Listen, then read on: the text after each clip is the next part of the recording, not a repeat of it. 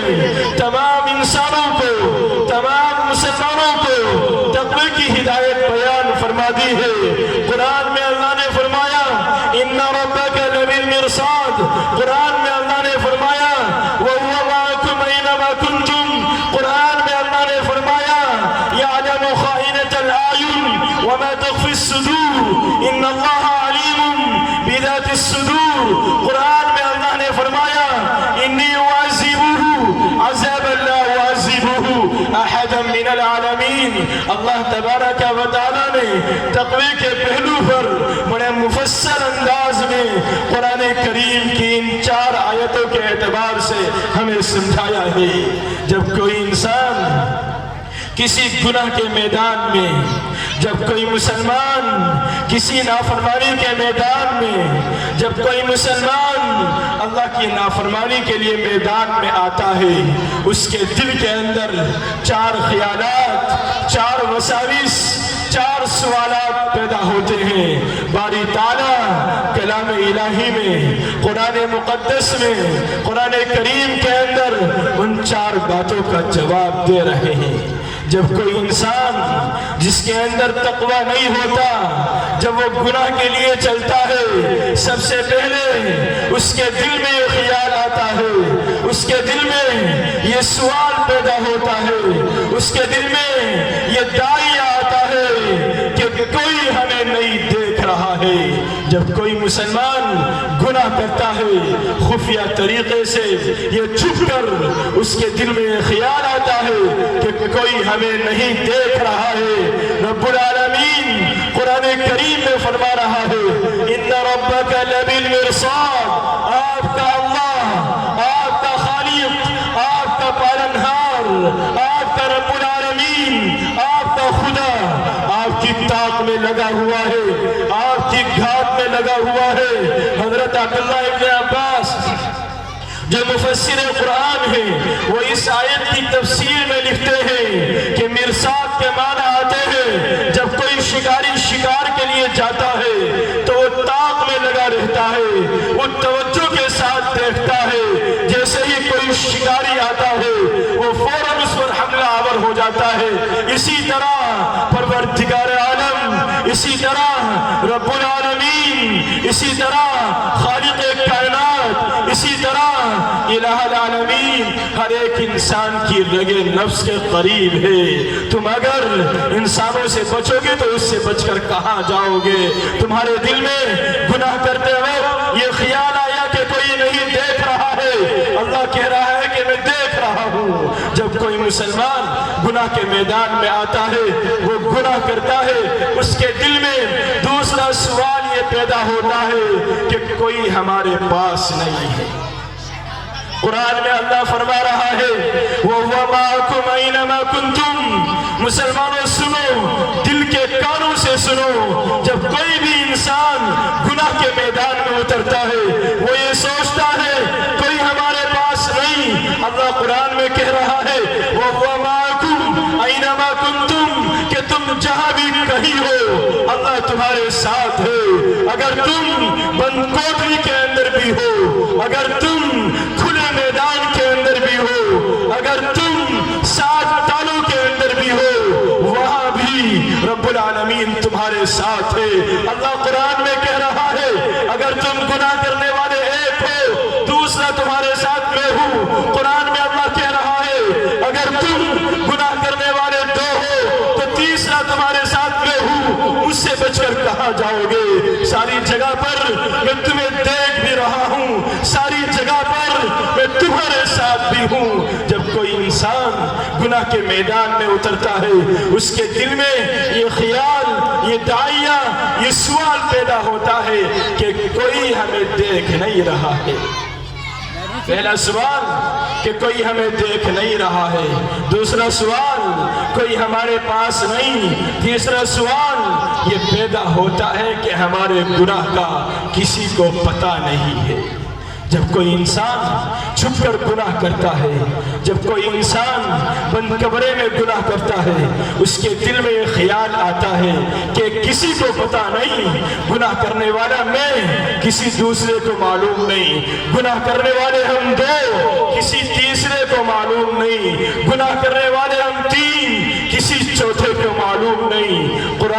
اللہ کہہ رہا ہے مجھ سے بچ کر کہاں جاؤ گے؟ یعلم خائنۃ الاعین وما تخفی الصدور، تمہاری آنکھوں کی خیانت کو جانتا ہوں۔ قرآن میں اللہ کہہ رہا ہے مجھ سے بچ کر کہاں جاؤ گے؟ ان اللہ علیم بذات الصدور، تمہارے دلوں کے حال کو جانتا ہوں، مجھ سے نہیں بچ پاؤ گے۔ اگر تمہارے دل میں یہ سوال پیدا ہو گیا کوئی نہیں دیکھ رہا ہے، رب العالمین رگے نفس کے قریب، اگر تمہارے دل میں گناہ کرتے وقت یہ سوال آیا کہ کوئی ہمارے ساتھ نہیں، رب العالمین ہمارے ساتھ ہے، اگر گناہ کرتے وقت تمہارے دل میں یہ خیال آیا کہ کسی کو پتا نہیں، قرآن میں رب العالمین اعلان کر رہا ہے مجھ سے بچ کر کہاں جاؤ گے؟ سداولی کے مسلمانوں، میں تو دلوں کے حال کو جانتا ہوں، میں تو دلوں کے بہدوں کو جانتا ہوں، میں تو آنکھوں کی خیانت کو جانتا ہوں۔ آخری اور چوتھا جز، جب کوئی بھی انسان گناہ کا عادی ہو جاتا ہے، جب کوئی بھی انسان گناہ کا باغی ہو جاتا ہے، کسی گناہگار کو اگر یہ کہا جائے کہ بھائی چل مسجد میں نماز پڑھنے کے لیے، وہ جواب یہ دیتا ہے کہ مجھے اپنی قبر میں جانا ہے، تجھے اپنی قبر میں، تجھے میری کیا فکر ہے؟ اگر کوئی یہ کہتا ہے میرے بھائی جوا نہ کھیل، جواب یہ دیتا ہے جوا میں کھیل رہا ہوں، تجھے کیا پڑی ہے؟ اگر کوئی یہ کہتا ہے میرے بھائی زنا نہ کر، جواب یہ دیتا ہے وہ شخص جو گناہ کا عادی ہو جاتا ہے، زنا میں کر رہا ہوں، تجھے میری کیا پڑی ہے؟ تجھے میری کیا فکر ہے؟ رب العالمین یہ کہہ رہا ہے ان گناہوں کے عادیوں سے، ان گناہوں کے باغیوں سے کہ جو شیطان کے چنگل میں پھنس کر جو گناہ کے عادی ہو جاتے ہیں، کہ جو گناہ کرتے وقت نہ اپنے مسجد کے امام کا خیال کرتے ہیں، جو گناہ کرتے وقت نہ اپنی ماں کا خیال کرتے ہیں، نہ اپنی بہنوں کا خیال کرتے ہیں، نہ اپنی محلوں کی بہنوں کا، نہ اپنی محلوں کی ماں کا، نہ اپنے محلوں کے بزرگوں کا خیال کرتے ہیں۔ قرآن میں اللہ یہ کہہ رہا ہے مجھ سے بچ کر کہاں جاؤ گے؟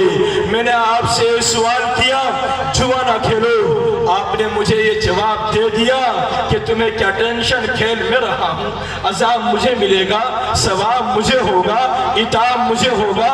اگر آپ کو چوری کرتے ہوئے میں نے دیکھا، میں نے آپ سے کہا کہ چوری نہ کر، چوری کرنا غلط، آپ کیا جواب دیں گے کہ تمہیں کیا پرواہ ہے میری؟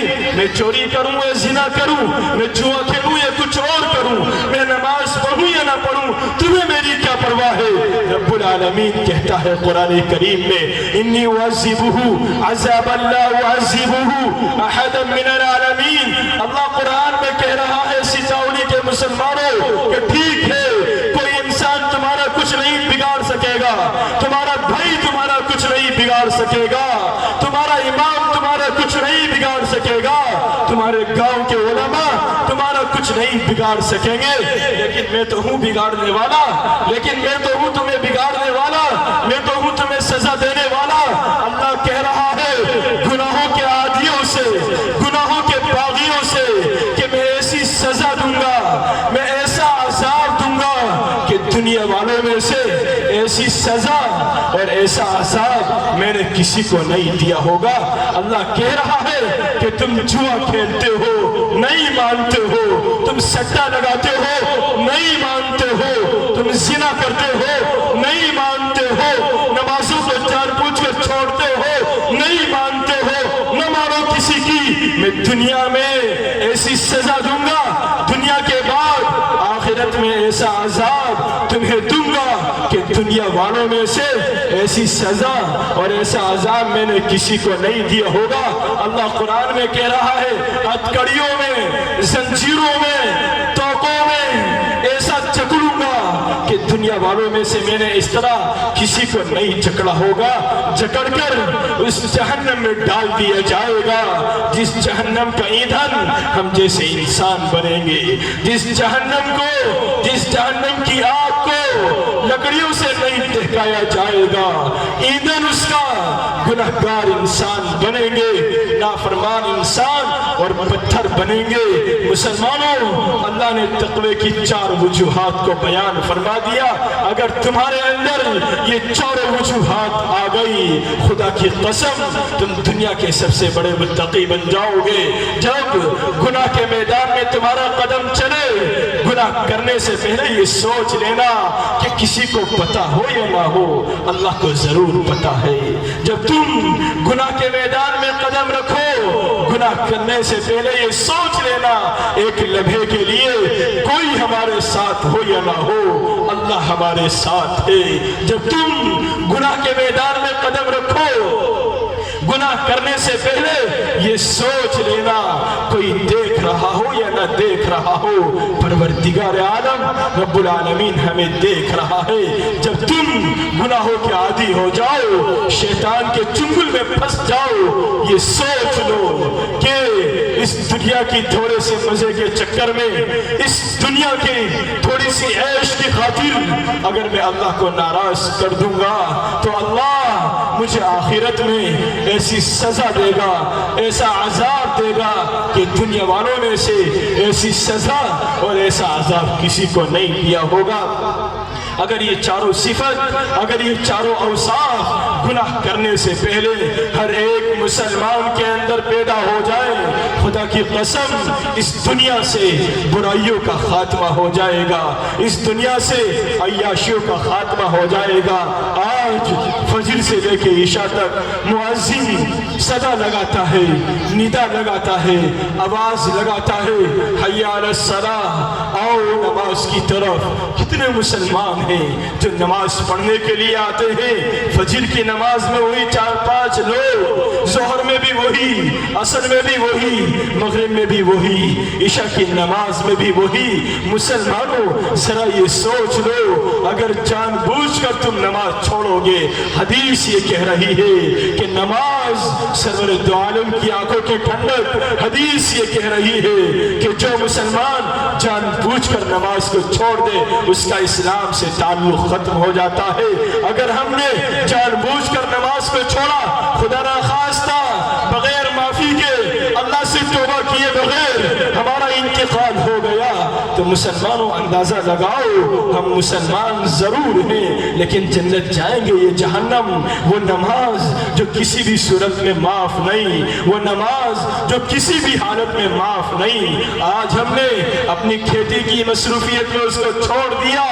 आज हम चौपालों पे खड़े रहे, चौराहों पे खड़े रहे, मकानों की मकामों की जीनत बने रहे, गलियों में खड़े रहे, मस्जिद में मुअज्जिन कहता रहा आओ नमाज की तरफ। कितने मुसलमान चले हैं नमाज के लिए। जरा सोचो, अगर मुत्तकी बनना है ये सोच लो कि कोई देखे या न देखे, अल्लाह तबारक व तआला देख रहा है। अल्लाह तबारक व तआला मुझे भी और आपको भी तक़वे वाली जिंदगी गुजारने की तौफीक अता फरमाए, सीरत नबविया और तालीमात इस्लामिया के मुताबिक जिंदगी गुजारने वाला बनाए। आमीन व आखिरु दावाना अनिल हम्दुलिल्लाहि रब्बिल आलमीन।